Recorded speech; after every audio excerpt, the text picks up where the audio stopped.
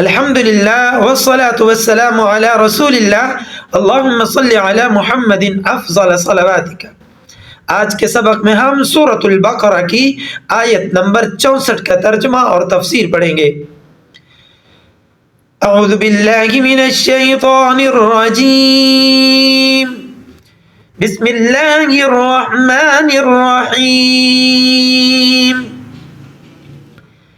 ثم تولیتم من بعد ذلك فلولا فضل اللہ علیکم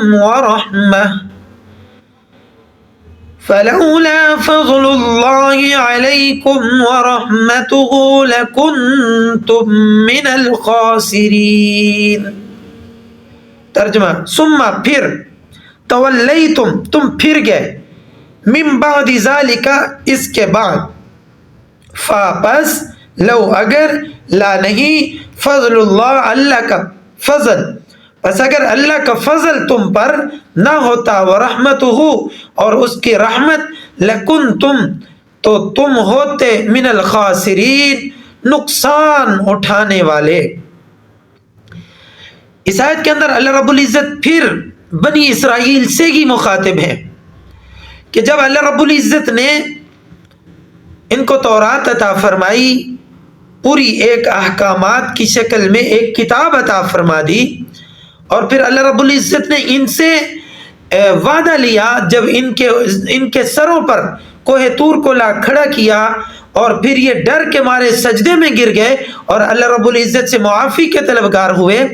تو پھر جب اللہ رب العزت نے وہ کوہ طور کو ہٹایا اور پھر چند دن بھی نہ گزرے تو پھر یہ جو ہے وہ اپنے اس وعدے سے پھرنے لگے، تو پھر اللہ رب العزت نے ان کو دوبارہ یاد کروایا، ثم تولیتم من بعد ذالک، کہ تم وہ وعدہ کرنے کے بعد پھر ایک بار پھر گئے، ثم تولیتم من بعد ذالک، اپنے وعدہ کرنے کے بعد پھر اس وعدے سے مکر گئے کہ ہم احکامات پر عمل کریں گے، آپ کے نبی کی باتوں پر عمل کریں گے، ان کے احکامات کی پیروی کریں گے۔ پھر اللہ رب العزت نے آگے بنی اسرائیل کو پھر یاد کروایا، اپنے اور احسانات میں سے ایک احسان یاد کروایا کہ فلولا فضل اللہ علیکم، اگر تم پر اللہ کا فضل نہ ہوتا، ورحمتہ اور اس کی رحمت نہ ہوتی، تو پھر لکنتم من الخاسرین،